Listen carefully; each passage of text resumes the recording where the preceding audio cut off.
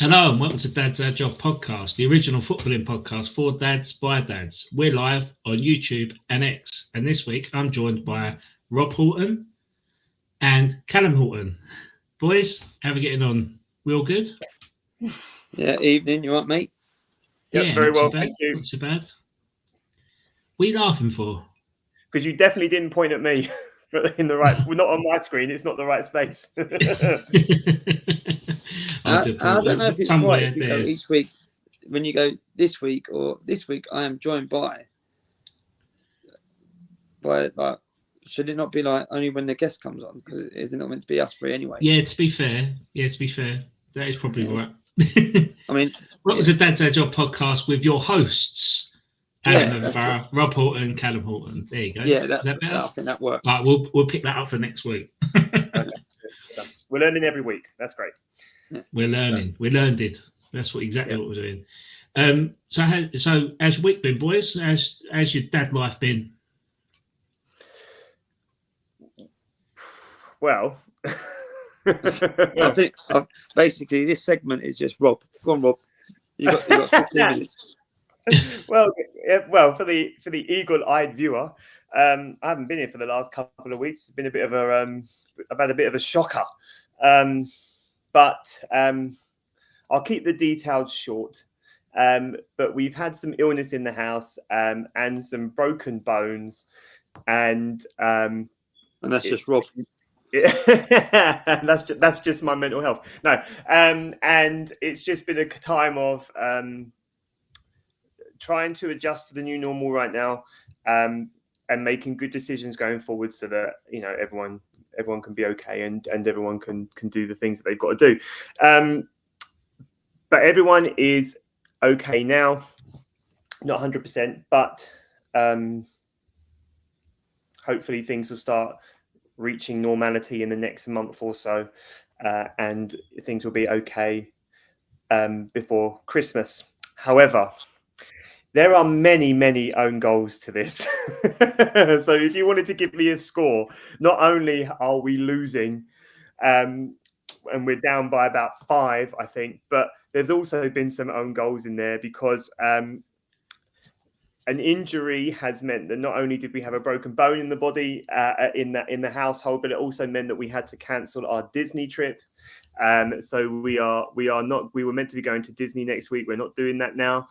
You're not? No. Oh, of course you would be. I didn't even know you were going, but that's gutting.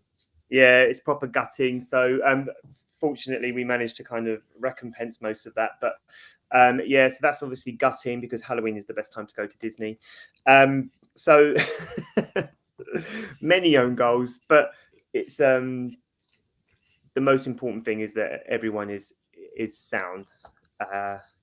However, Rob's going to start like an online sort of like search of like mystery of what's going on here. It'd be like national, what's happened in the Horton household. But I mean, as much as we're down by about 5 goals, there has been some lovely consolation goals this week. I'll tell you, it was down by 4 on Tuesday night. Monday night. No, Tuesday night. Oh yes, that's right. Atletico were. No, we definitely we're definitely doing a little bit better than Atletico did. We did get some goals. But in terms of the family, it's been a bit of a rough ride the last month or so, but the kids are doing pretty well in all of that. I have to say, for the most part, when you have that kind of topsy-turvy household and things aren't as they usually are, it can go 2 ways, can't it? And I just think the kids, for the most part, have really stepped up, because the normal routines have changed. But they've been pretty good, actually, and just in terms of their own personal achievements as well. Leia is in school now, and she's really taken to reading really well. Like, she's been reading to me in the morning, and it started off when they go to school, they get the picture books and they have to tell you the story that's in the books, and then they gradually get words that go with those books, and you're doing like all the sounds and everything else. And she read a book to me. So it started off that each page had one word on it, and then by the end it had like 2 or 3 words on it. But she's reading to me, and it's just incredible. What are you talking about, Rob? That's your book anyway, isn't it? Spot the dog. But you know, we're a reading family. Kelly and I both did English Lit degrees. We were both teachers. Kelly's obviously a head teacher now. You know, so to be able to see that kind of that she actually really loves doing it is just the best thing ever. So that's lovely. And the other day she was turned around to me and she was like, "Daddy, that's a diphthong," and she was talking to me about what a diphthong is and why the sounds merge together and everything like that. And I was just like, that's just so cool. I'm so glad you explained that. I was about to go, what the hell is that? It's about the merging of sounds. Yeah. It is. That's what it is. But you know, that was cool. That's on TV, isn't it? What? That's on TV, isn't it? What? Oh, no, that's pink phone. That's pink phone. I don't know what that is, but I'm not going to let you pursue it. So I'm going to talk. It's a thing. We don't want to know about your searches. No, not pink thongs. Oh, right. Pink phone. Oh, I see. And then the other thing is pink fox. Oh, cool. Just go. And then the other thing is that Danny's kind of come full circle, and that Danny, when he was younger, was really into rugby, and he's tried a few sports, and he did football as well. And I think, sadly, I think he did football because he wanted to please me, which is sweet, but also a little bit, you know, a little bit painful as well, because as much as I love football, I don't want him to do it just because I love it, you know. And so recently he must have been noticed in PE, and his PE teacher took a fancy to the way that he was playing rugby, and he put him into the rugby team, and he's been playing rugby at his school. And one of the problems before, when he first played rugby, was that he didn't really have the killer in him. And you guys know Danny doesn't really have any killer. And so to see and to hear that he's getting into rugby and he's not afraid of doing that anymore or whatever, that's been really nice as well. And you know, kids start playing rugby young. Danny's 12, you know, and I started playing football probably about 12 as well, maybe 13. And it's just quite nice that eventually that thing that they do, it comes round. And for Danny, it's come round, and he's enjoying rugby, and long may it continue. So yeah, we're down, but we've managed to show that there's maybe progress and that we might be better next week. So that's us. Sorry for the extended monologue, but yeah, that's right. Mate, mate, can I just say, this goes out to anyone who works at education. This has been a long term. This has been such a long term. Like, I know some people already on half term, but we've, you know, the school that I work at, we've got an 8-week term. So we're on our last week, and then we've got a week off. But my God, I think teachers are ready. The kids are ready for a break. And it's been a tough week. I've actually found it quite hard this week. Just like Bo's full on. Everyone knows Bo. He doesn't sit still, and he's just absolutely on it all the time. And coming home from work, it's just like, mate, you know, like I'm having to really turn it on in the sense of, come on, let's do this and let's do that. And you know what I mean? Where I just want to sit here and have a cup of tea and eat a packet of biscuits and go to bed. Do you know what I mean? But yeah, I mean, that's how I'm feeling at the moment. I can imagine it as well. I'm literally crawling across the line at the minute. But yeah, I mean, with Bo, it's actually quite exciting at the moment. So, you know, Bo's football, he started up his swimming again. We're going to actually a new place, and the swimming instructor is like literally just like throw him in, not throw him in, but like literally like, come on, mate, you're swimming. And he's already started swimming by himself with the toggle.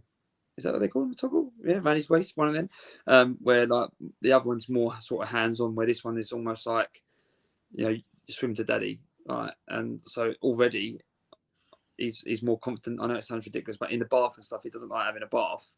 But once he's in the bath, he's like showing me swimming skills in the bath. So that's really nice. And he started writing at home. So like he's practicing, like obviously with like myself and Heather, but like he can write his name, and he's been like practicing other letters, and you can actually see he's actually wrote a letter to to like someone by copying obviously what we're showing him, but you can actually make the letters out, which is quite impressive. But yeah, no, he's Bo's bow in it. He's just 100 miles an hour. Sorry. The only thing that is a little bit concerning at the moment, and we've got to be really careful with, is Bo is copying everything. And obviously, like Heather and obviously myself are both like working in education, so we're pretty good at obviously watching our language and stuff. And obviously, we don't swear. Well, try not to swear around Bo. We don't swear around Bo. But like he's repeated some stuff, and I'm like, oh mate, we have got to be so on the ball, because like nothing like major, but like, you know, I like to say I say cheese and bread all the time or whatever. And he's like, boom. As soon as you say something, and he's like, or you go like, what a donut, and he's going, oh, you're such a donut. Oh, I'm like, whoa.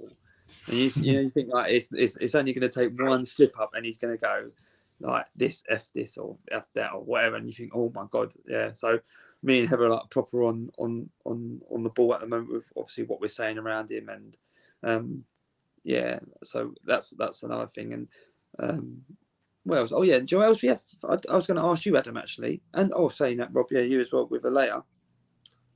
Bo's going through a stage at the moment where like he's like coming across like really sensitive. Like I don't know if he's sort of exploring his emotions, but he's expressing, or he's saying like, so for instance, someone said something at nursery and said that he was a bad boy, yeah.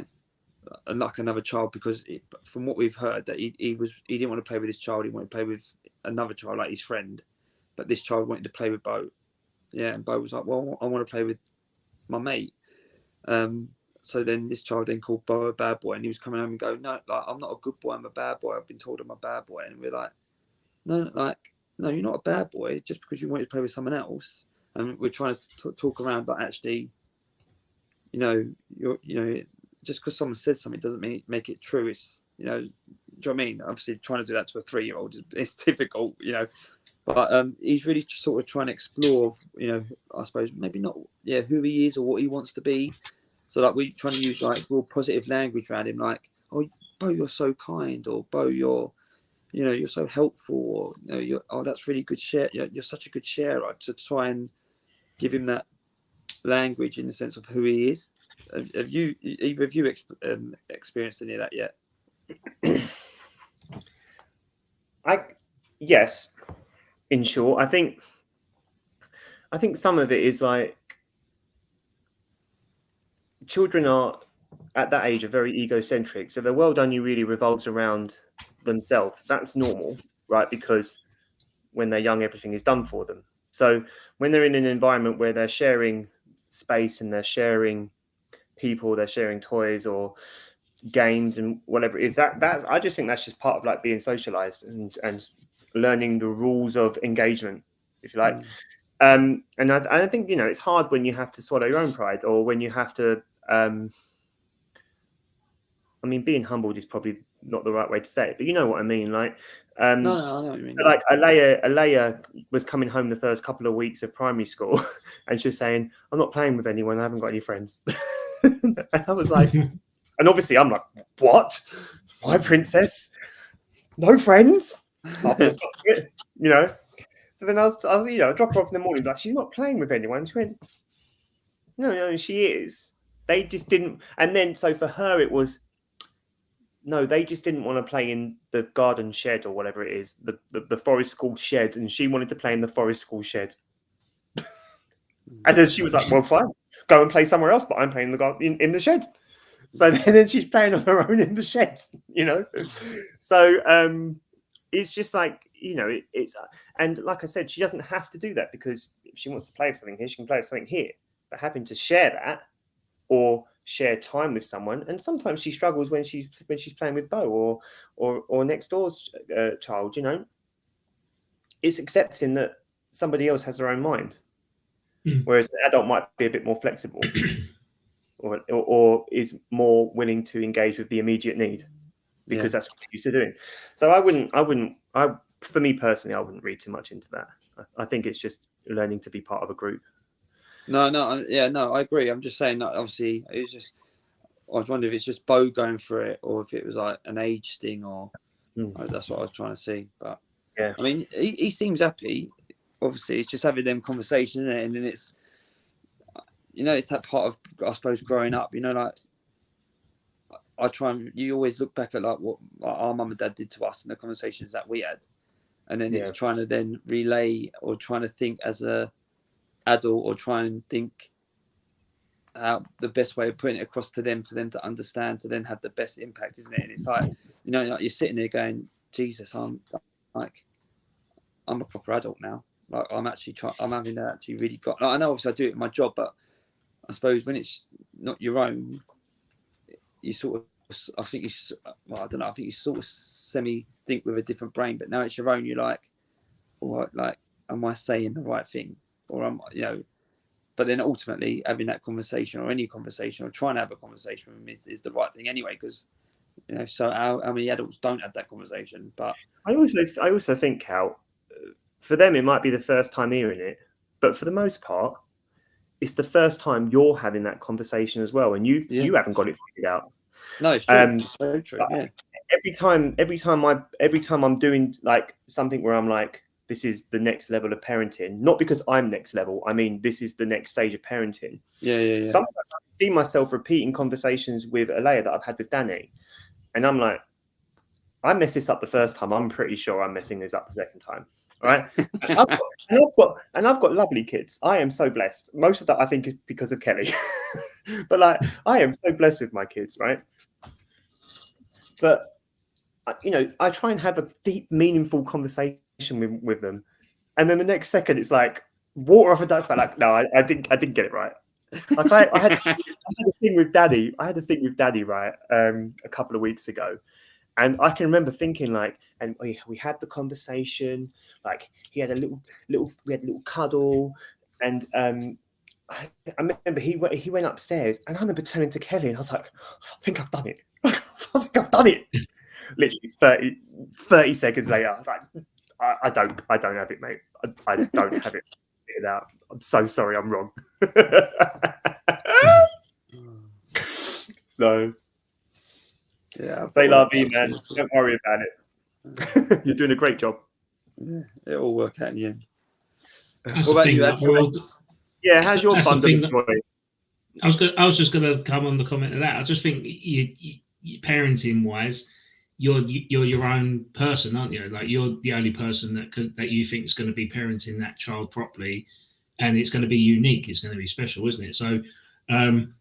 Like we had our neighbours literally next door to us, they're expecting their first child in January, and they were asking us all these questions like, well, what do you do? What do you do? And I was like, there's no book that can tell you the right or wrong way to do things. Only you know what the best thing is to do. So I say, if Bo's sensitive, and let him be sensitive. He's expressing himself, isn't he? So I think that's probably the best thing to do. Just not overthink it. Just let him find out for himself in terms of how he feels. And that's the thing, like with Connie, like Connie, she expresses herself a lot, but when in terms of have we seen the sensitive side to it yet?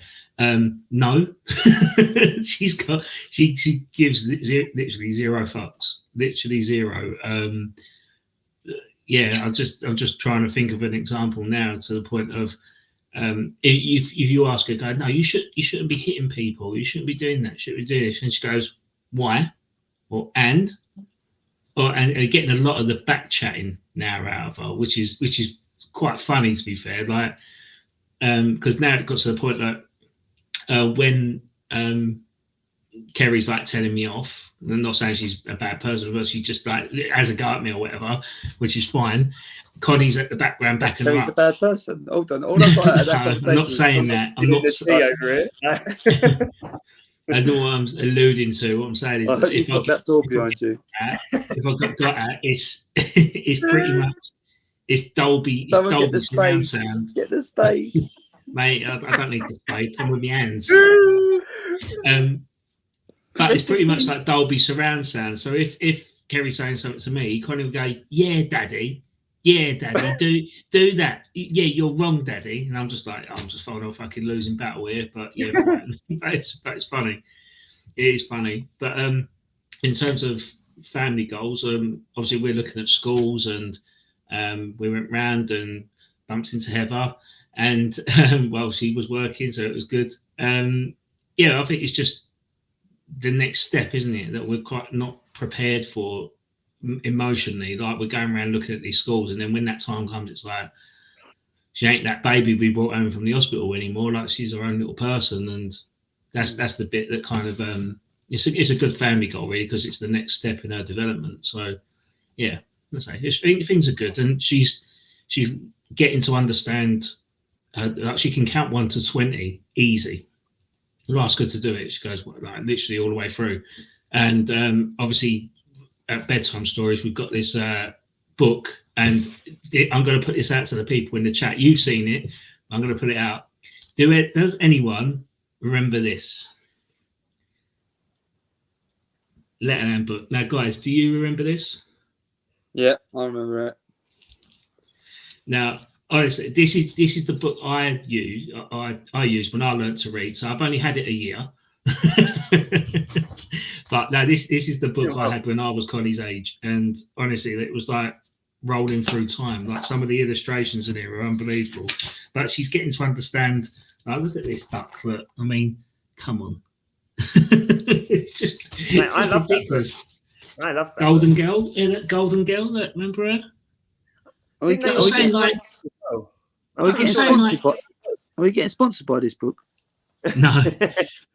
But honestly, like, some of the fashion style with it, they've got the Adidas Sambas out. It's just, and the Gazelles, like, it's ridiculous. There's loads of different, like, but this poor guy, he ain't got no shoes. Oh, hairy hat man. It's just like a hairy hat man's a hobo.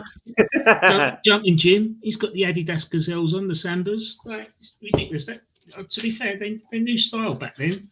I mean, I'm just waiting for the character to come out with a Stone Island top on. Frankie the football fan.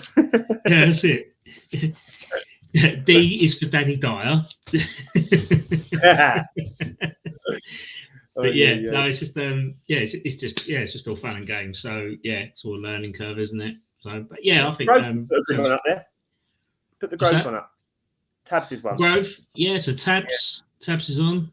Evening, chaps. Not so much about what you say. It's about ensuring you keep communicating with your kids. Keep talking, listening to them. Yeah, no, that's a fair point. And he's also got more experience than us, because he's got 2 kids that are like older. Well, one's just gone to university to study international business, I believe. He might correct me in the comments. He should be on here telling us what's what. There's no book on parenting. If there was a correct way, you'd publish it and it would be set for life. Yeah, it's not bad. Well, Tony, I've met your son, and you should not be writing any fucking books.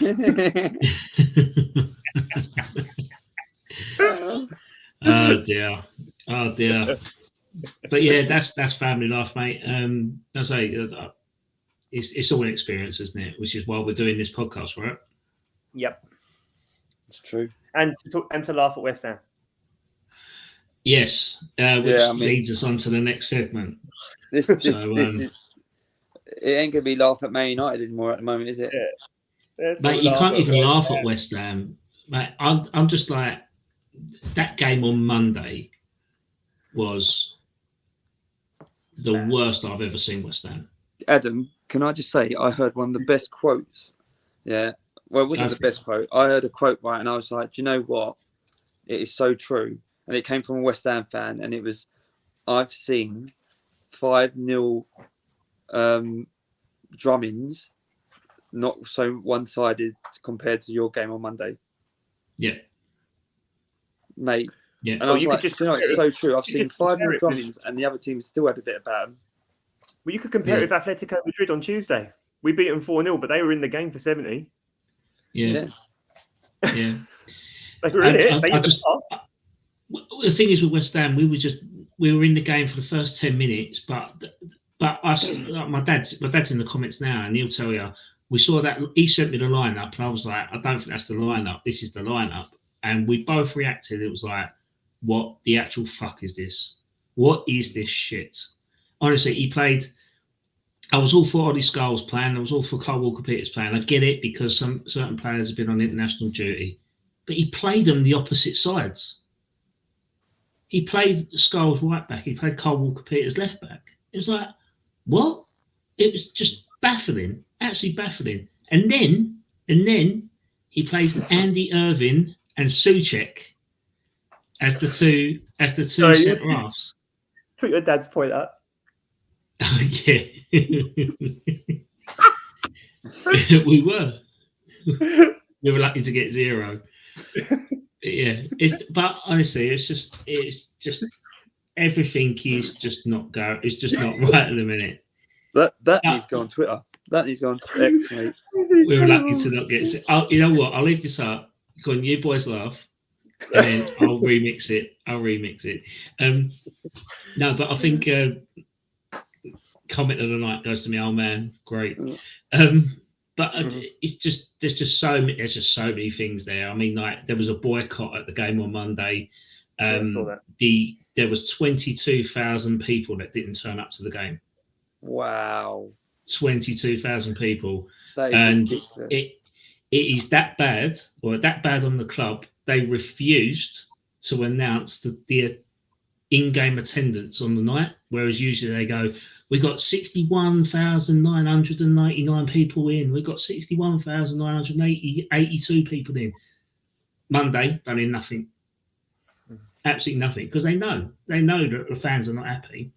This isn't a recent thing in terms of this season. This has been going for the past 2 years. Adam, I don't want to upset you, right? But you know how I'll watch any sport. Like, you know, if they had a sport where it was, coin tossing, the heads and tails, and that was a sport, you know, I'd watch it, yeah, because I will watch anything. Yeah, 20 minutes into that game, I turned it off and went to bed. Mate, I turned it off. But when the second half come on, and he took a couple of players off, and he played 5 at the back. We're 1-0 down, and he plays 5 at the back. It's like, we need a goal. And do you know what though?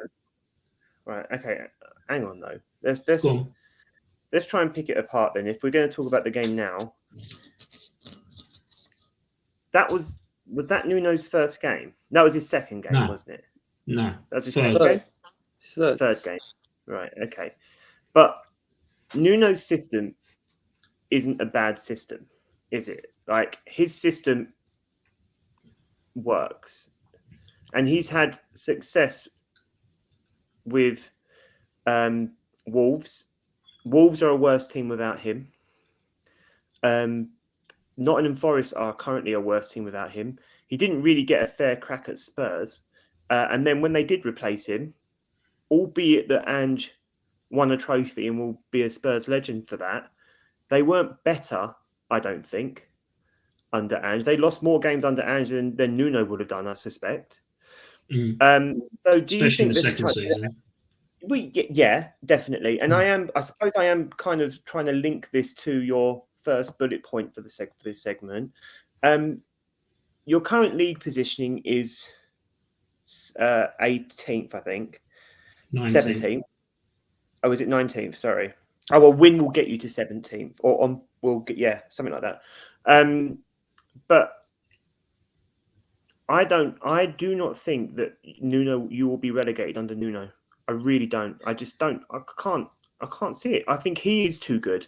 And I think defensively, West Ham are crap. But you haven't got a bad attack. Like Somerville, there were moments in that game. I watched that game on Monday. It was rubbish. It wasn't good to watch. But Somerville was good to watch. There was parts where I was watching Somerville where that guy just cut up the middle of the park. He just ran through everyone.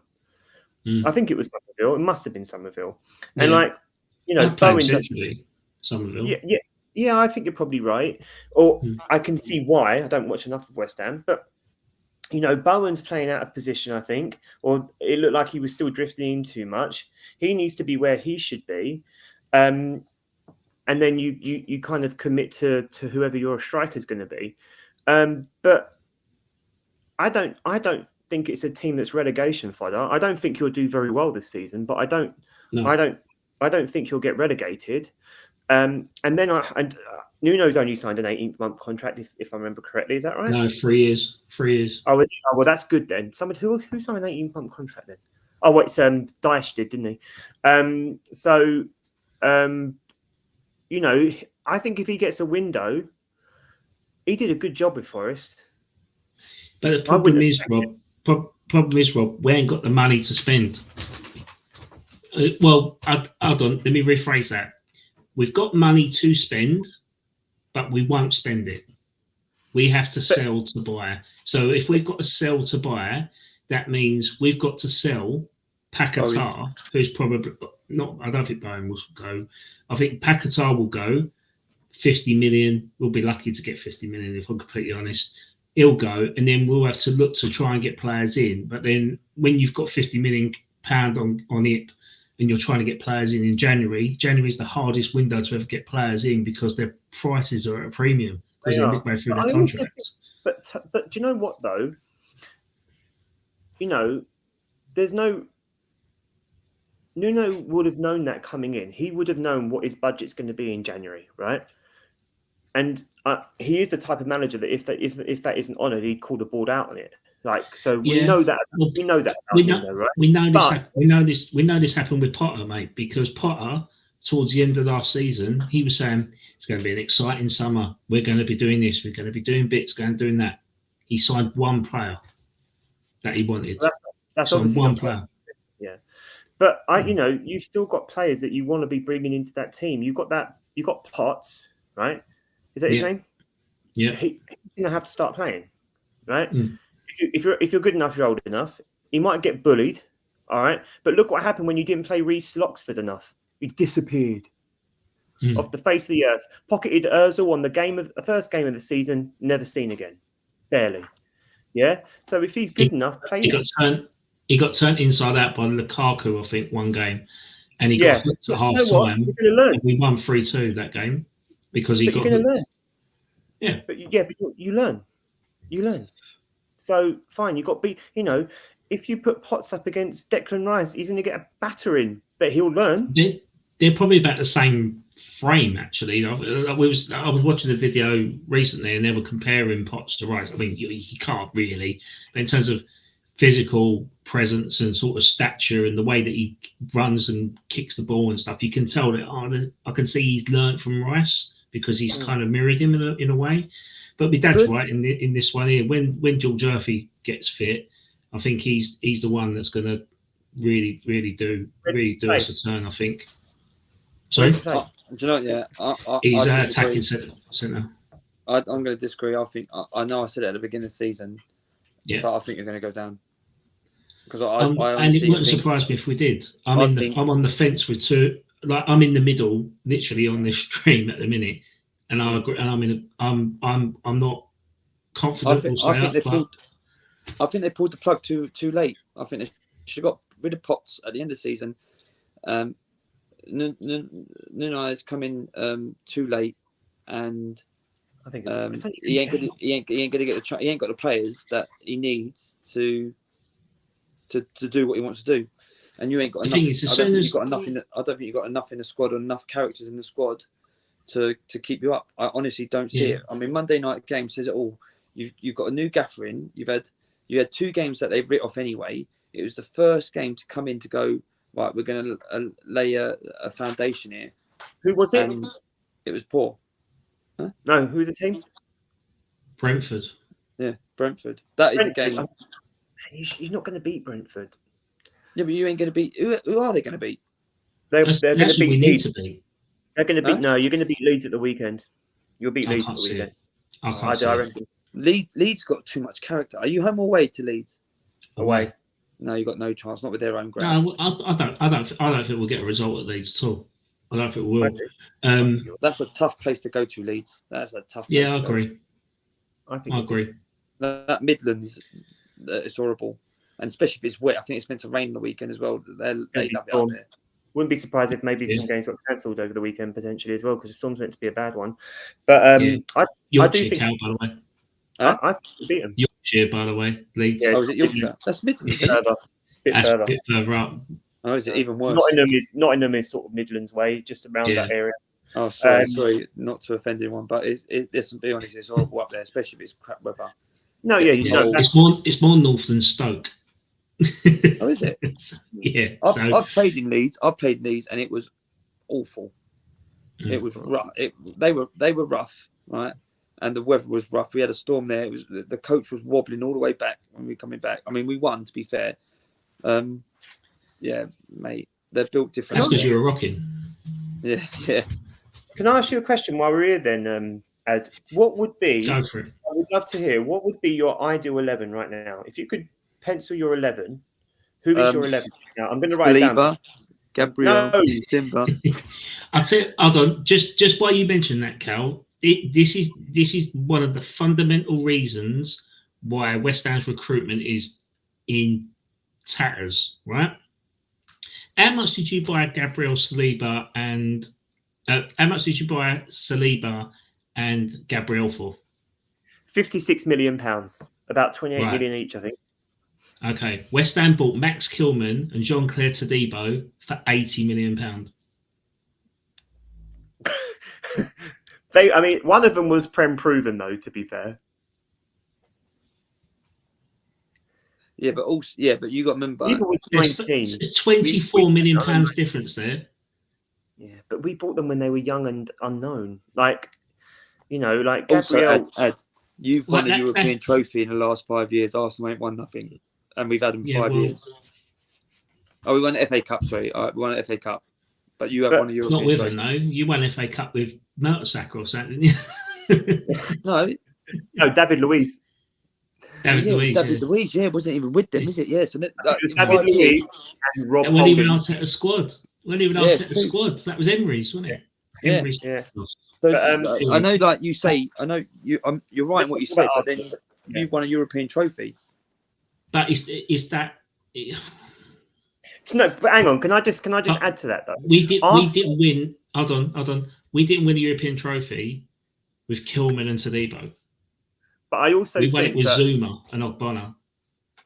But I also think Arsenal winning the FA Cup that year was harder than winning the European Cup for West Ham. Yeah, we had Man City in the semis. We had Man City in the semis. We had Chelsea in the final. Yeah. So I think our FA Cup run in 5 years ago, or whenever it was, was harder. I'm not going to go against that. I completely agree. I think, bear in mind, West Ham were in the third tier European competition, and we just signed Paquetá for 50 million. Mm-hmm. We had Declan Rice, we had Bowen, we had Nathan Gerd, we had Zuma, and we were playing AEK Larnaca. And to be fair, Adam, the first three names you said there are all 50 million plus players now. Yeah. Even back then, they were 50 million plus players because, particularly for Paquetá was probably at his prime then. Bowen's got better. Rice has got better. But even then, they were 50 million plus players. Now, with the exception of maybe Paquetá, they're all worth more then. But they were great players then. You haven't done enough there. Potts might be coming through, and that's fine. But and I said this last season, man, he might be a legend. But you can't keep rolling out Souček. I'm sorry. I don't care if he scores a case of goals. You can't just roll him out anymore. I think we need to evolve from him. And to be fair, a lot of the West Ham fans are of the same opinion. They probably think, we know what, we've had 5 years of him. Let's cash in on him. Let him go elsewhere, whatever. And then because Everton wanted him for £15 million in the summer with David Moyes. That's a good deal, that, yeah. And you think, to be fair, Everton are probably laughing now because they've evolved past him as well. Yeah, they have. Do you know what's sad? You should have been going for someone like Norgard. Yeah. I reckon he would have done a job. He looks good since he's come. I know he's only had a game, but he looked decent for Arsenal. He would have been great. In the pre-season, he looked good. Norgard would have probably been a good signing for you. Yeah. And what did he get for 12 million? Yeah, 12 million. Yeah, but he was never going to go to West Ham for 12 million, was he? He was always going to go to Arsenal for that amount because it's not even a rival. It's not even a competition because he's going to a better club that's not even going to be of a threat to Brentford, if you know what I mean. So like if he went to West Ham, then West Ham are probably competing in the same area of the league. And it's like, oh, hang on, they could actually threaten us as to where we kind of. That's why you see a lot of clubs around the same area that don't do business. And probably going back to Rob's point about January, West Ham could probably be more attractive in the bottom 6 clubs because they do have that little bit of encouragement to stay up. They could go to Man United and get a player on loan. They could go to Chelsea and get a player on loan because they're not in that top half of the table to make any. Could you That's imagine? how we got Lingard. Well, look, mate, Kobe Mainoo in January for a loan. I called him. I called it in the summer.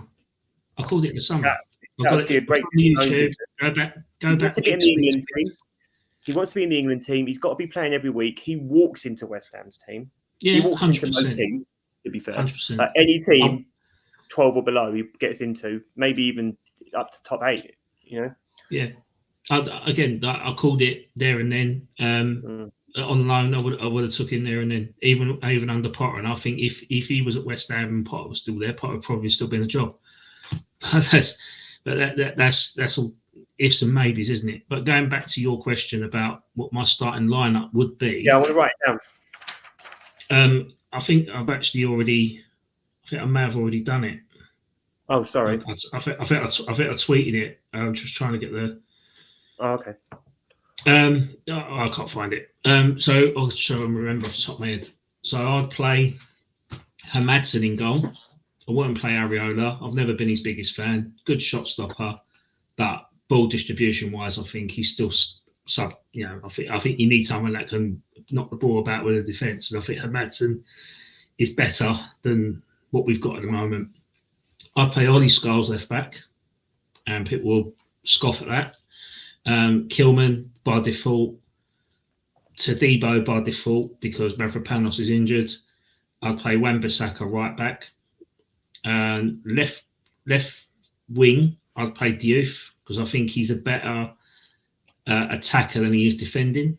And I think I think it's almost like that transition from Gareth Bale sort of style, isn't it? So going from a deep playmaker to a more attacking sort of person, I think he could transition exactly the same way.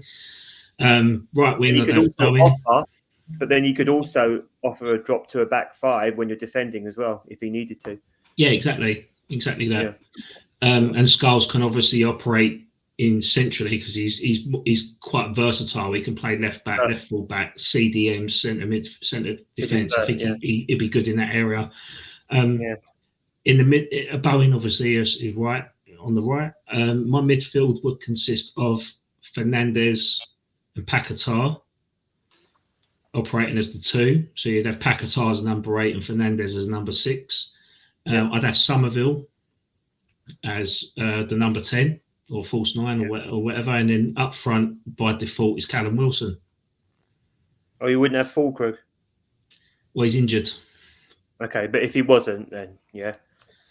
No, I'd have Wilson. So Adam, the person I didn't want. 3 players you bring in in January. Oh, that's great, but realistic. I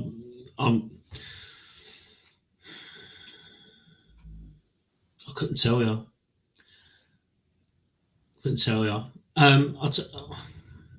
Well, Mainoo definitely. I'll tell you what. I'll tell you one name that's going to, again, I think people will scoff at. I'll take Raheem Sterling.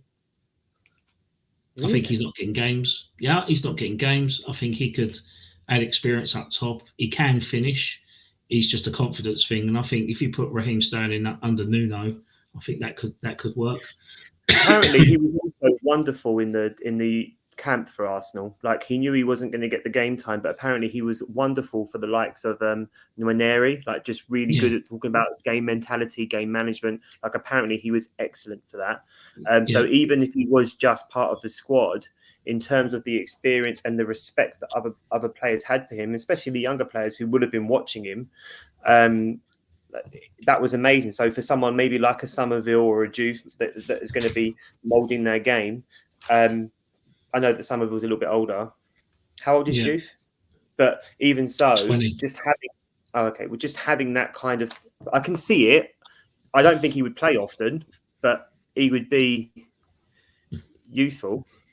That's a generational thing, isn't it? Obviously, the 60-year-old ain't going to want fucking Sterling, is he? But me, as a 39-year-old, 38-year-old, I would. Do you know? I think who'd benefit you? Do you honestly think who'd make a big difference? Ramsdale. Well, he's on loan at Newcastle, isn't he? Yeah, but I reckon he would. Well, we had the option, but we knocked him back, didn't we? He would settle your back. That was stupid business to me. I cannot believe. Yeah, I know it is. I know it is. He would settle your back. I can't believe it. Yeah. He would and he would have been on peanuts as well. Honestly, he would be so good at running that back four, and he just takes the pressure off. He's good with the ball at his feet. All right, he's not as good as Raya, but he's definitely good enough. He's a shot. Nobody. Do you know what else he's got? He's got fire. He's got so much fire. Like he would rally your back forward to keep clean sheets. Yeah, because it is like for him, well, any goalkeeper, but from what I saw from when he was at Arsenal, and let's be honest, he was there before, that sort of growing spell of Saliba and Gabriel. But you got to remember when he first came in, he was our best. Like everyone was going, mate, he's our best player. That first season, everyone was going, he was player of the year. Yeah. So him coming into someone like West Ham, I think he would give that mentality. Like I think you're right now, isn't he? And I think he would definitely get relegated, but he's bench fodder. But like, I feel sorry. I agree with you, Cal, because I do feel sorry for him. When he signed for us, I remember saying, if that's what Arteta wants, Arteta's earned the right to do what he wants. Right? I was surprised by it, but if that's what Arteta wants, that's what you do, right? Because Ramsdale didn't really do anything wrong apart from do that interview where he talks about his lack of concentration, right? But other than that, he never really got to experience Gabriel and Saliba the way that Raya does. And Raya is a very calm goalkeeper. Ramsdale is a bit more impetuous and a bit more rash, I think, and that's probably his own downfall. Which wouldn't work at Arsenal with the way that Gabriel and Saliba are, because only Gabriel can be the hothead. Saliba's very calm. Timber's very calm. Calafiori can just be a little bit. He's just so handsome, isn't he? But, West Ham have that? Do they have a fire in the belly kind of guy? Like Gabriel is the one that... Paquetá, maybe. Because he's who? Who? Sorry? Paquetá, maybe. Right. Okay, yeah, fair enough. But like, do you see what I mean? So like, for Arsenal fans, they all look to Gabriel. Everyone's just getting hyped. He's not someone you could look to change a game. Bowen maybe, but again, his leadership qualities have come under question this year. But yeah, there's not really many people there. We got rid of a lot of the old guard that had the passion, like Cresswell, Fabianski maybe, but he don't get games because we re-signed him, didn't we? But yeah, I think like I say, we're in trouble. But I think what we definitely need is a striker in January. We need someone, and there's talk about Ivan Toney coming in on loan. That's good. That could be good. But for me, I think, or is that just West Ham a crowd pleaser? Because I personally think it's all right. You're scoring goals. Like I say, Rob said, I think you look pretty decent going forward. Or you've got good names going forward. They're not performing at the moment, so you don't look good. We just ain't got no one that can hit the back of the net up top. But you've got no one that can keep the ball out the back of the net. Yeah, that's the problem. We can't get it in the net. We can't get it out of it. But there's two players that I want to notable mentions. Someone I think West Ham dropped the ball on massively, and that was Richard Kone. Richard Kone is a 23-year-old striker at QPR. West Ham offered to get him for £2.5 million. And I think he scored 6 goals this season for QPR. And QPR look like they're going to be knocking on the door for playoff places this year. They've got a really, really good squad. Really good squad. And I think I can't remember. I want to say Fuentes. I'm not too sure. I don't know. Okay. But another one is Tommy Conway. So Tommy Conway is currently at Middlesbrough. West Ham fans will remember that name because he was the striker that played at Bristol City, who scored 2 goals against us in the FA Cup, which 1 took it to a replay and 2 knocked us out in that replay.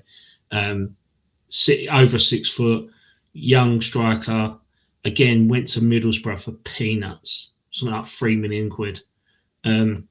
And we had the opportunity to sign him. He was a Will Salthouse agent. We could have easily got him, but we didn't. And it's those sort of signings. You think you've got 2 players there that could have cost the club £5-6 million, but instead we go out and buy someone like Fulcrook for 30, and you've got 2 young, promising British-based strikers there that you could take a punt on, which is basically what Brighton do day in, day out. And look how well they're doing their recruitment. But that, I don't want to dwell too much on West Ham because it isn't just a West Ham podcast; it's an Arsenal podcast as well. But just quickly, we'll do scores right at the end for both games. But I just want to read a speech. Okay, so this is to support the BS movement as to why the BS out movement is happening. Okay, so this is what you want your board out. Yeah. So don't interrupt, please. Respect my space and let me just portray what is happening at our club. So this is Take Back Our Club. Fellow Hammers, today we stand united for West Ham United. For too long, our loyalty has been exploited. We were promised ambition and progress, but we have been fed lies, excuses, and a club stripped of its soul. They have scrapped concessions for the young and the elderly, which they've now backed on. The heart of our community. They treat supporters like customers, not the lifeblood of this club. West Ham was built on pride, people and passion, not profit. And all we ask, where has the money gone? Record revenues, huge TV deals, 17th biggest commercial income in Europe for a football club, big player sales, yet no clear investment, no clear plan. Our loyalty deserves better than empty promises. The stadium has sold us a world class is not fit for football. Upton Park was our home. This is not. It sold us distant and never what we were promised. This isn't about hate. It's about hope, about saving our club before it's too late. We want owners to respect the badge, the fans and our history. So we stand together to say enough is enough. BS out. It's time to take our club back. It's time for a fight for our future because we are West Ham United. Thank you. Who wrote that? Me. Did you really? Thank you for coming to this TED Talk. That's it. Thank you for my Petra Kutcher. Coming to his Unite TED Talk. Ooh. That's it. There you go. And thanks, Dad. Party political podcast on behalf of Hammers United. Cheers. Over and out. The Irons are watching you. I mean, I could ask a lot of questions off that and be real devil's advocate. But maybe that's for another podcast. Yeah, I think if you're a fan of football and if you was in the same, not asking for empathy, I'm not asking for sympathy because why would you give a shit? It's not the club you support. But if it happened to your club, which is unlikely, you would do exactly the same. And we're trying to. I disagree.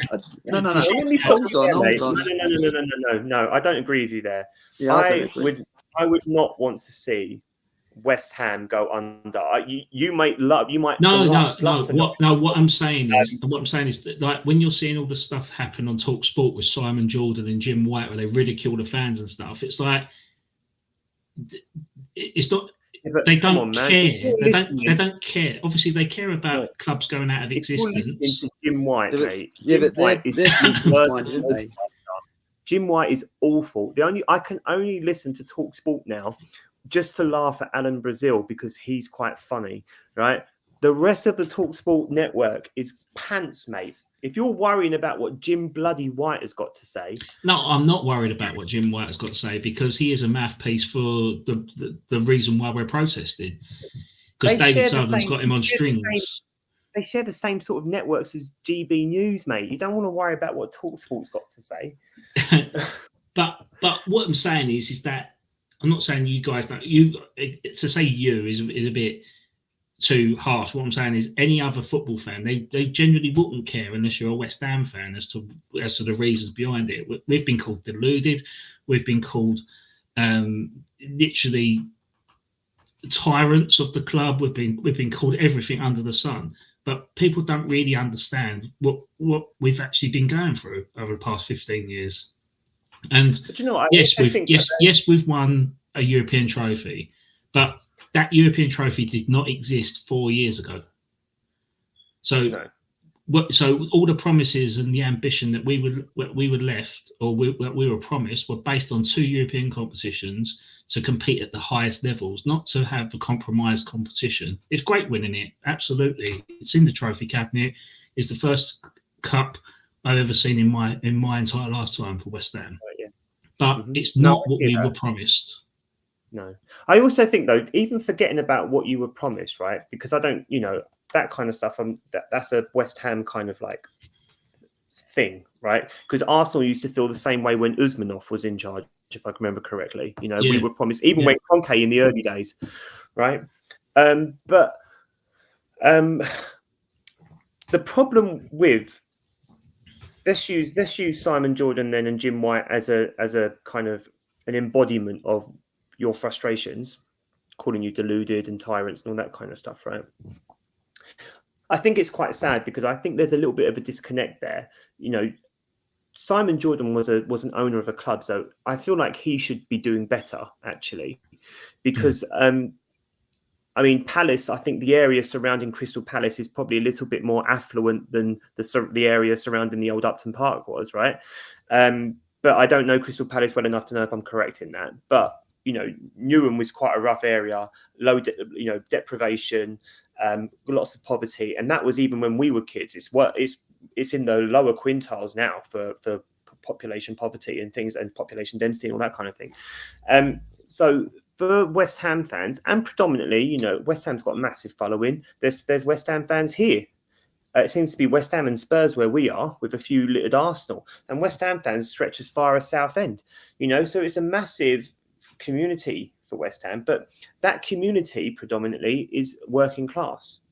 So to go and watch a West Ham game, even if your season tickets are 400 to 800, I think that's about right. That's a lot of money to be spending £40 a month, and then spread across 10 months or whatever. But then you've got to travel, you've got to eat, you've got to buy your shirts, you've got to buy your program if you want one, buy the lottery or whatever they're doing around it to support the club. So it's more than just your £40 investment, isn't it? It's like big, that £400 investment for your ticket, if that's the minimum price for a ticket, right, is a minimum really of £800. Yeah. So, some of these fans are earning maybe, what's the average average West Ham fans wage? Between 28 and 35 grand a year, maybe less. Yeah, probably. Yeah. So you're spending £1,000 of that income to be a West Ham fan. That's just a lot of fucking money. Just on tickets. Exactly. That's a lot of money, right? And that's just one person. Say you got a family of 4 that goes to West Ham. Yeah, and that's the other thing. People say you don't buy what you can't afford, but if your community and your makeup is your culture is to go to the game on the Sunday and you take your kids, that's what your dad did with you. That's what your granddad did with your dad. And that's what your granddad did with you until he couldn't do it anymore because he wasn't here anymore, right? If that's your heritage, to then price out the heritage, I am with you. You can't price out a legacy of a generational group of fans, and then villainize them. Yeah. I don't think you can do that. So I think that's so far removed from the whole idea of what it is to be a football fan, because it's a working class sport. Yeah. And I think that's the reason why I'm supporting the BS Out campaign, is because I'm not just doing it for me. I'm doing it for my daughter. I'm doing it for all the other little whammers that haven't even witnessed what Upton Park was like, or what their club's going to be like and stuff, because I want them to have the same footballing values as me when I grew up. I mean, yeah, you could argue and say, no, don't go and support our club. Go and support a better club if you want to be happy. But that's not what we're about. That's our DNA. Like, we can't geographically remove ourselves from it. You know, there's two rules, isn't there? It's either you support the club you're born in the area, or you follow your father's club. That's the footballing rule effectively, and that's what happened with you. You was either going to be a West Ham fan, or you was going to be an Arsenal fan. Correct. That was it. There was no other choice. You was no way you was going to be a Man United fan. No. It was only ever going to be an Arsenal fan. Yeah, we were never going to be West Ham fans. That wasn't even going to be allowed. But you know, it's funny because with me, I was born in a near enough area to West Ham, which was the biggest high-profiling club, and my dad's a West Ham fan, and my granddad's a West Ham fan. But all that could have changed. We all could have been QPR fans because my great granddad was a QPR fan. Oh, you said it's only because we become West Ham fans is because my granddad was born in East Ham, and then his dad said to him, "You support your local club," and that's how we become West Ham fans. I'm a third generation now. My daughter's fourth. It is what it is. But there ain't going to be no more generations unless we act on the ownership to make sure that we save our club. Really, Adam, do you actually think the club could go out? Well, I don't think they'll ever go under. But it's the fact that we shouldn't be in the position we are. We should be in a much better position. They're not like NK Dons. But you say you won't go under. What do you mean? You've got no assets. What do you mean go out of the area? Do you mean? No, I'm saying like you say you won't go under, but you've got no assets. Like the biggest asset to any club really is the training ground and their stadium, right? Now, say the chairman pulls himself out and goes, "I'm not interested anymore. I want to pull my money out. And I'm going to put it up for sale and go." If no one wants it, what have you got? People invest in that. People would take a punt. And at the moment, would you invest? They're not. Would I invest if I had half $1 billion? Yeah, I would. Yeah, but you're a diehard West Ham fan. But so's the owner now that will want to get out. Yeah, he's a West Ham fan, supposedly. But he's only got 37 or 31 or 32% of the club. So and he's valued the club at £800 million. Not asking for someone to get £800 million to buy the entirety of the club. We just want a portion of that person's stake to go. Want him to step down, even if it was just half of that, and then he took a minority share, which allowed someone else to come in to have total control and change the way the club's going to be run, because they'll have the majority say in doing so. At the minute, we don't have that because the person in charge is rinsing the club dry. That's the problem. But anyway, let's not dwell on West Ham too much. Let's try and liven it up a bit and talk about potential success. So the Arsenal segment is: are Arsenal on the verge of winning silverware this year? What are your thoughts? Because I think you're in for a great shout this season. I mean, I suppose I just want to start that off then by saying this, right?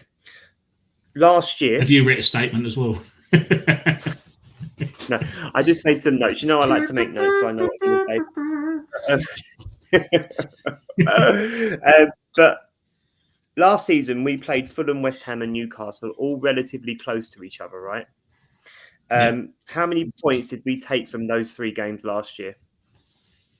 What, at home? Fulham, we just played them all early on in the season, or around about the same time.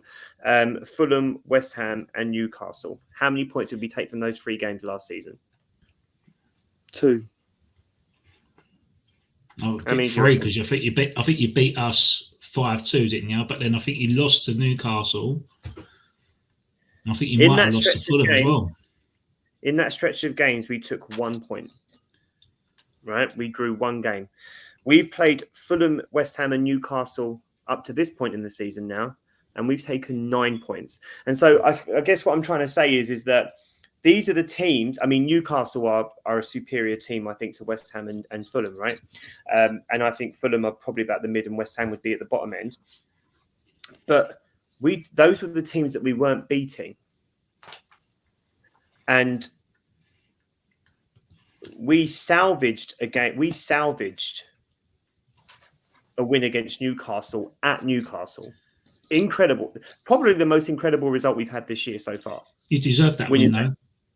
We did. I watched that win with Dad. But I think you winning away deserve that. against Newcastle, In fact, you didn't get a penalty either. They humiliated us last year. Anthony Gordon did the Thierry Henry. Like, we got humiliated by Newcastle last year. And we got 3 points at Newcastle. Fulham is the type of game we would have lost last, or we wouldn't have been able to get over the line. We managed it. And then West Ham, again, always had that potential to just put a little Spanner in the works. Well, start the spiral, didn't they? They've done it 2 years in a row. Yeah. Started the spiral. So we've taken 9 points from 9 out of those games, and I genuinely think Newcastle might be the result of our season so far. I can't think of one that stands out, really, other than maybe Man United on the opening day of the season, because we haven't won there in like 10 years or something. But that Newcastle one was a real, like, holy shit. And the other thing is, right, guys, I think we played 12. Need that one. We did. Psychologically, we played 12 games. Yeah, 12 games, 9 clean sheets. 9 clean sheets, or it might be 13 now with Atletico Madrid. I can't remember. Right? We've played 9 clean sheets. There were people that were saying, yeah, that we would struggle without having Partey. Like, I've always said you'd improve without Partey. And Zubimendi, for all of his lightness, it's like playing Cazorla at defensive midfield. Bless him. But holy shit, that boy can get around the pitch and get the tackling, can't he? And, you know, you've got Zubimendi and Declan Rice who have this ability to pivot now. Declan Rice is one of the most wonderful carriers of a ball I've ever watched, by the way. However, Miles Lewis-Skelly has a little say in that. Mate, who? Declan Rice, yeah. But watching Miles Lewis-Skelly, by the way, carry the ball for that Gabriel Martinelli goal on Tuesday was incredible. And apparently that they won't be looking to use Miles Lewis-Skelly as a left-back anymore. It's going to be between Calafiori and Hing Chape. They're going to be looking to use Skelly back in his natural position, because that ball carrying stuff is just incredible. And the way it passed to Martinelli was just like... But when you look at Zubimendi and Declan Rice pivoting, and then you've got Gabriel and Saliba behind them, and then you've got Raya behind them. You just look at it and you think, wow, like, I can name all 3 goals that Arsenal have conceded this year. And to be fair, they were all brilliant goals. Haaland overlapping Gabriel for the through ball to put one through Raya, just putting Raya wrong-footed because Raya, he got him on the step. That wonderful Szoboszlai free kick, which no one's saying. No one is saving that shot. Even like Prime Courtois or Neuer are not saving that. Casillas, right? And then you've got I can't say his name, but the Newcastle boys header. That was an elite header. Walter Made. Walter Made, incredible header. Yeah. I can name all of our goals that we've conceded this year, and we've played over 10 games. Like, defensively, this might be, or has the capacity to be, the best Arsenal defence ever. Has the capacity to be. I'm not jumping the gun, because for me, it will always be the famous Arsenal back 5, right? I love that Arsenal back 5. But this team, at the moment, I think are matching or bettering Chelsea's season where they only conceded 15. Right? At the moment, I think Arsenal are either on par or slightly better than where Chelsea were at this point in the season. I can't remember. We've only conceded 3 goals, and they conceded 15 in the season. Yeah. That was so Carvalho, John Terry, Carvalho. Who was the Bosingwa? Was he the and Ashley Cole? Was it Bosingwa? Yeah, it was Ashley Cole. Yeah, Bosingwa, right? And then it was whoever it was, Czech. And then in front of them you had Makelele and Ballack, or something like that. You're not doing anything with that team. You know, so. You know, like, I don't actually think Arsenal will break that record. I would still put a tenner on it, but, like, you know, they are it's definitely worth a tenner. They are that good defensively, aren't they? But it's one of those ones where you've got to think that, yeah, and like Tabs is saying, if we can avoid the injuries, we have got such a deep squad, and we've got players that can come in. And even with Eze coming in, and I have to be honest, I don't think Eze's been particularly good in Odegaard's role. But the fall off isn't as drastic as it has been in previous seasons either.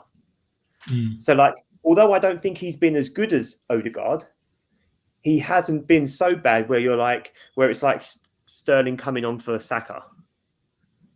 You know? Like, now we've got Madueke can come in for Saka. Martinelli has found his shooting boots because he's realised that he's on the chopping block. And if he's not, Trossard can play there. Eze can play there.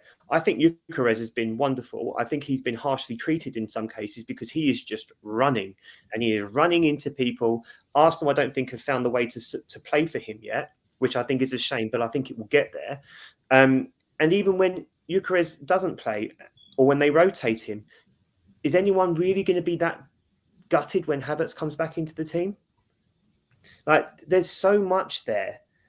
You know, if any of the back two get injured, that would be horrible. But Mosquera didn't look out of place away at Anfield, did he? There's just so much there to be excited by that you think it could be an Arsenal season. Can I throw something out there?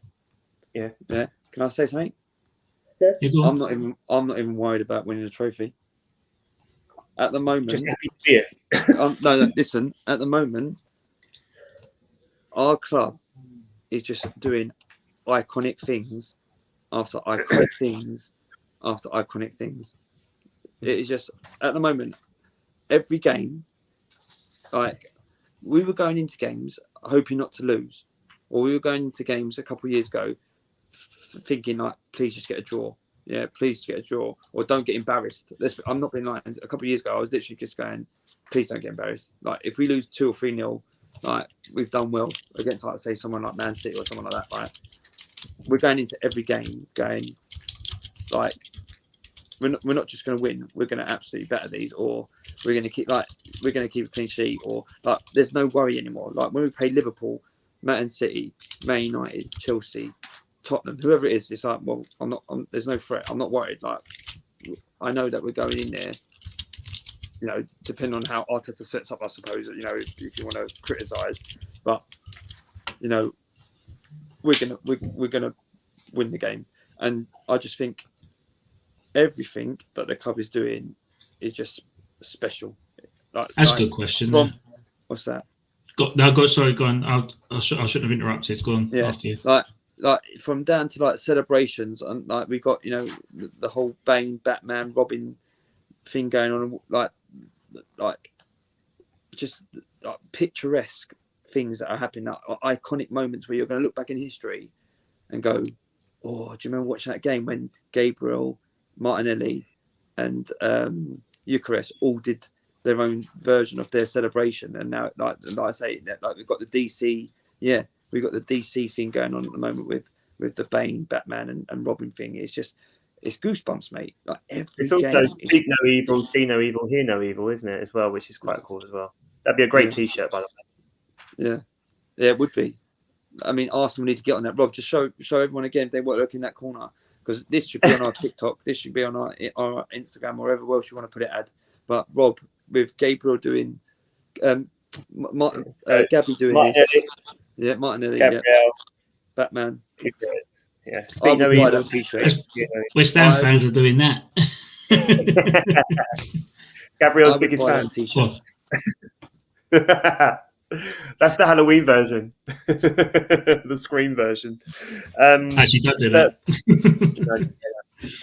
But I think Arsenal fans have just got to enjoy it. We have just literally got to enjoy this time, because we got like Galacticos on the pitches. That's how I feel. I feel like we got absolute. It's like going back to the Perez's, the Henry's, the Vieira's. It's almost like we've got a squad like that, where we've got absolute weapons. And do you know what it is, Cal? People don't know who to mark anymore.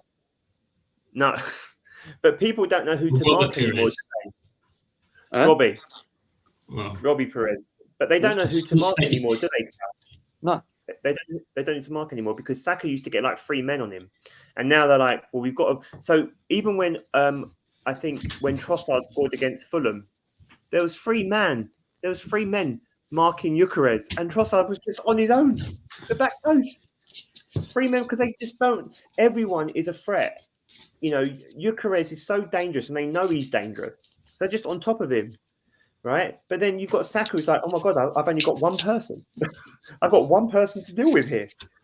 Martinelli has found some confidence again, and I was one of the people who said maybe it's time to cut our losses with Martinelli, and I don't mind being wrong. Like, I'm so glad that he is having such a resurgence, and he looks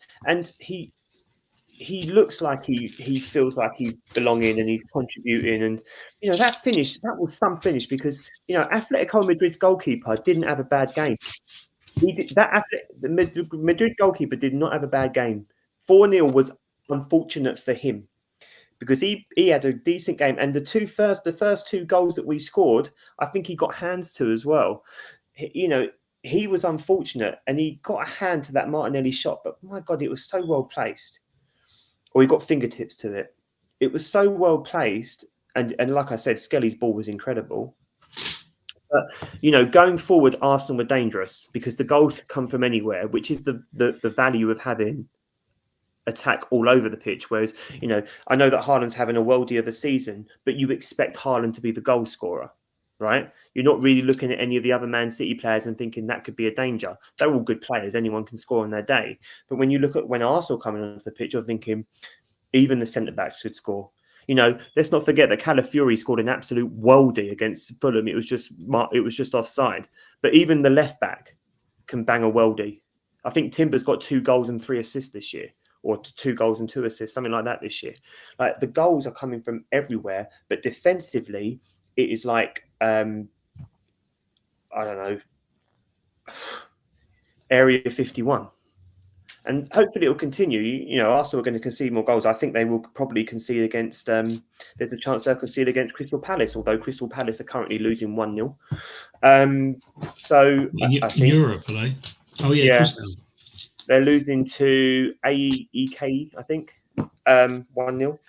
AEK Larnaca. Oh, I suppose you can't beat them all, can you? Like West Ham did. Okay. I'm glad that you got that. You got to hold on to it. We got to hold on to it, mate. Hold on to that. But they're currently losing 1-0. So never beat a separate team. You'll never sing that. Last season we played them away first and we beat them 5-1, and then we played them at home and we drew 2-2.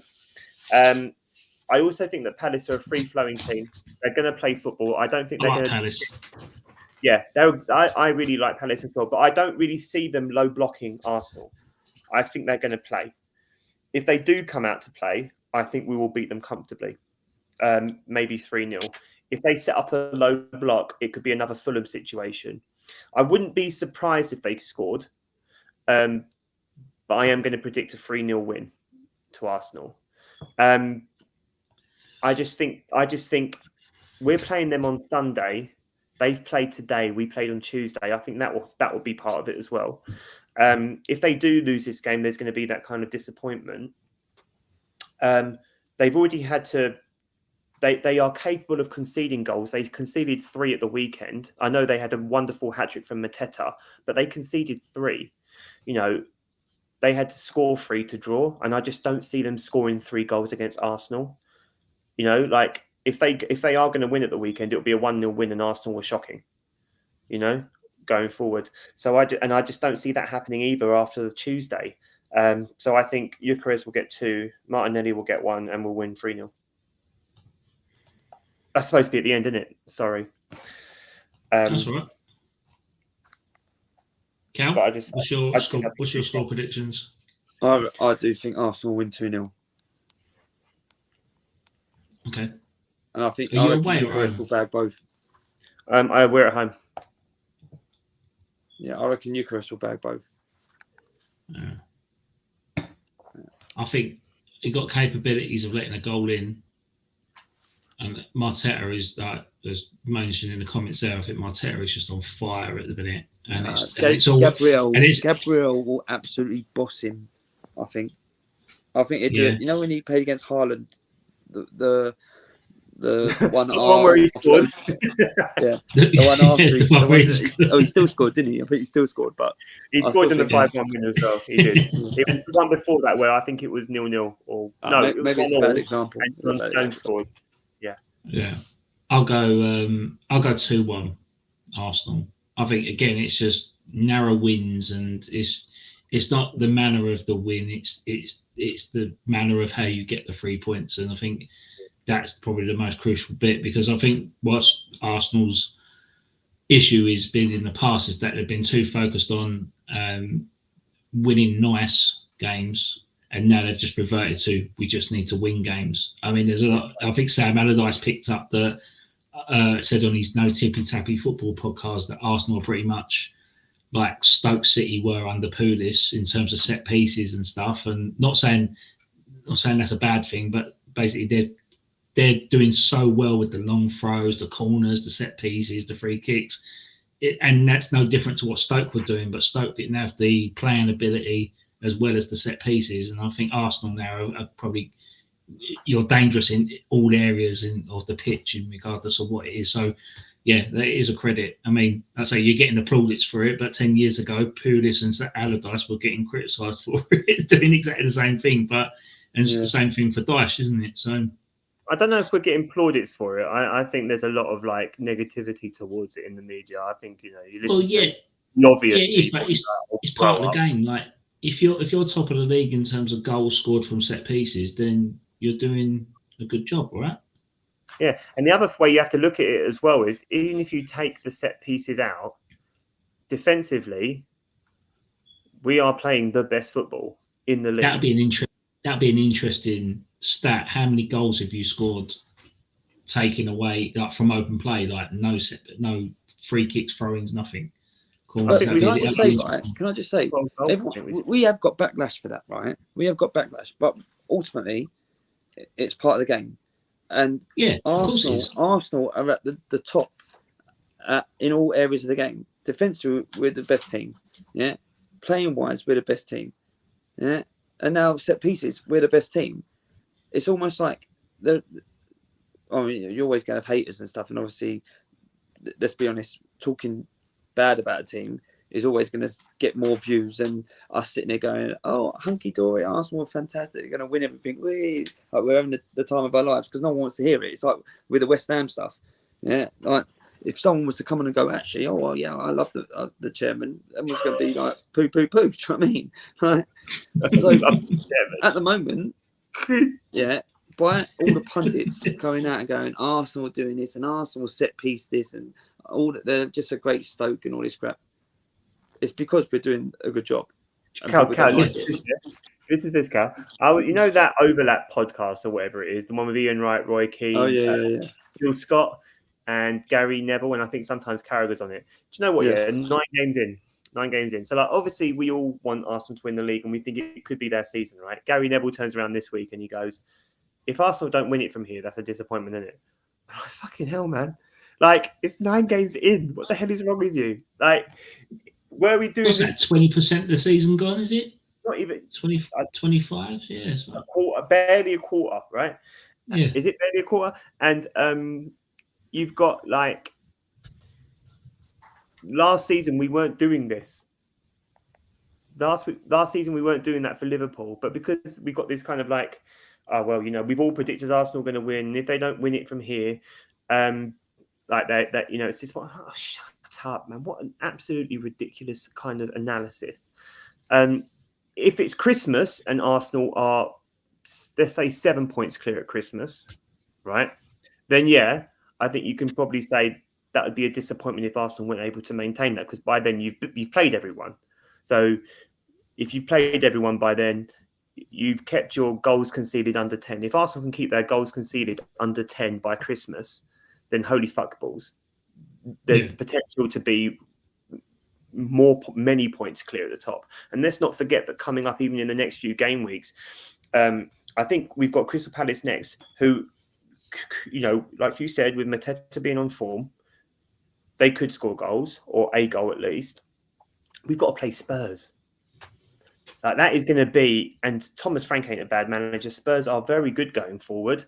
They're there to be got at defensively, but they're the type of team that are going to play. Like there's some big games still to come, I think, for Arsenal before Christmas. And you're like, okay, Arsenal could concede goals there, but if they can do under 10 or 10 by Christmas, that's a lot of points on the table because there's not going to be many losses there, is there? So let me just have a look quickly. Games before Christmas, Arsenal we've got Crystal Palace next, then we've got Burnley, and then we've got Sunderland. Right, that takes us up to the 8th of November. After that, hopefully you win. Then do us a favour. Then after that, the next 3 games after that. So this is 22nd, 29th, and 2nd of December. Tottenham, Chelsea, Brentford. 6th of December, Aston Villa.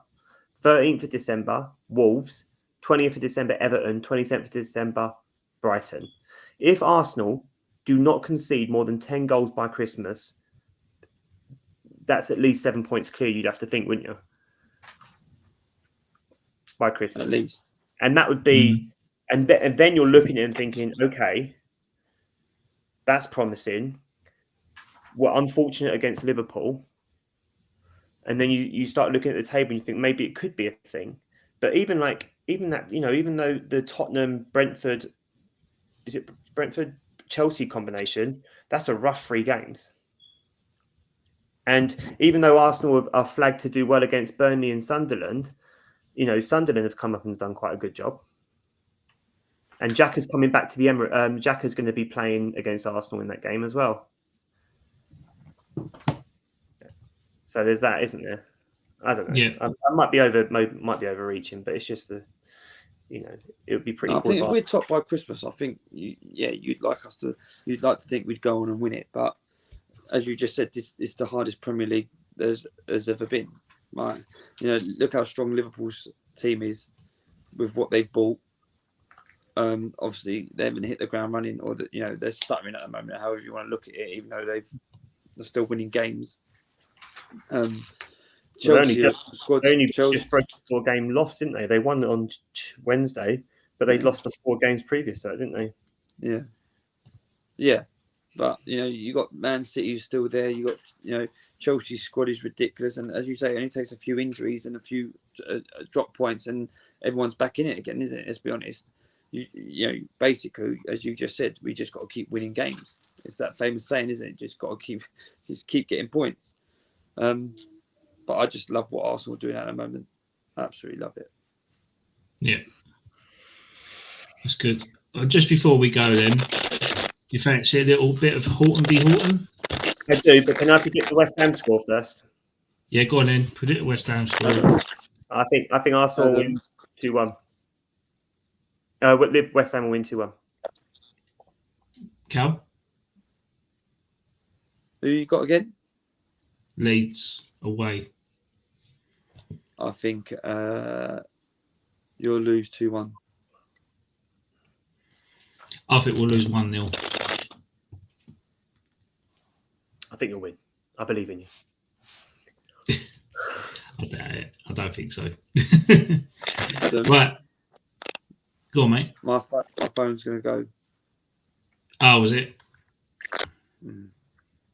All right, okay. Right, we'll leave it there then. Yeah. Yeah, because you're crackling already. I can hear it. All right, should we finish there then? Yeah, go for it. He's gone. He's gone. or do you want to play it? Do you want to ask the questions? And we've got people in the chat that might be able to answer them. What do you reckon? Get your dad on. I'll give him a game. Oh no, because what I've actually got is an Arsenal thing quiz. He ain't gonna know that, is he? I mean, I probably won't know either. I suck at these bloody things. Let's do Horton v Horton. I'll tell you, how many you get wrong is how many points I get. How about that? Okay, fine. Right, there we go. Yeah, it's time for this week.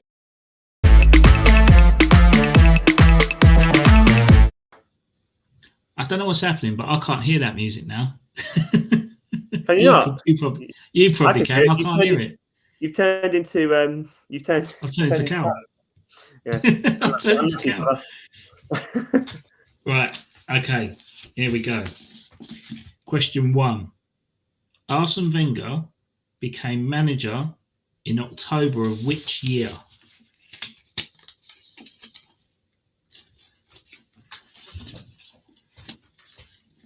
'96. Correct. Yeah, I thought so. I was pretty confident about that one. Question 2. Who scored the last-minute goal against Liverpool to clinch the Division 1 title in the final game of the 88-89 season? Michael Thomas. Correct. Question 3. Which Irish centre-back made 722 appearances? Correct. Question 4. Which legendary manager won 2 league titles and an FA Cup between 1925 and 1934? Oh, shit. No. Oh, no.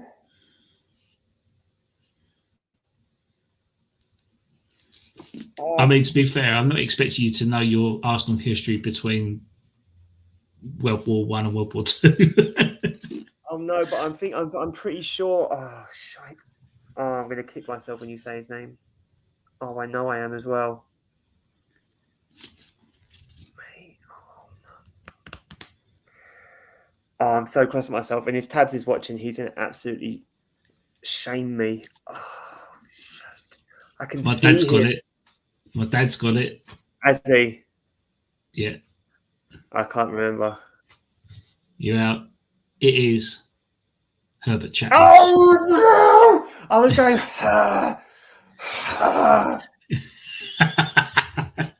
There's a meme in there somewhere.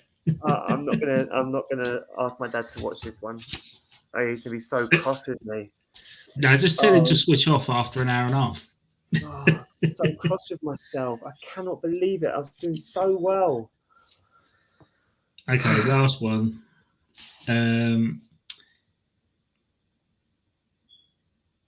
Which player captained Arsenal to FA Cup glory in the 1979 final where they beat Man United 3-2?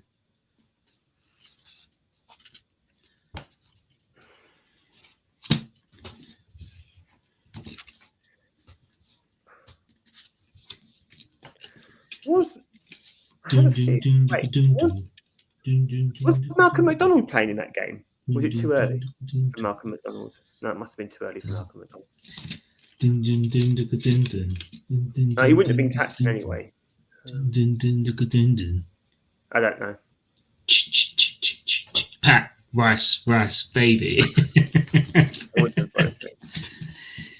All the questions are from this delightful book, Match of the Day quiz book, 4 words by Gary Lineker, and it says BBC Books, so he's not part of this chain anymore, but he was. But yeah, and that is the end of another week. We've got some exciting stuff that's going to be coming up on this channel over the next. What year was it? What year was the FA Cup? 75, I think.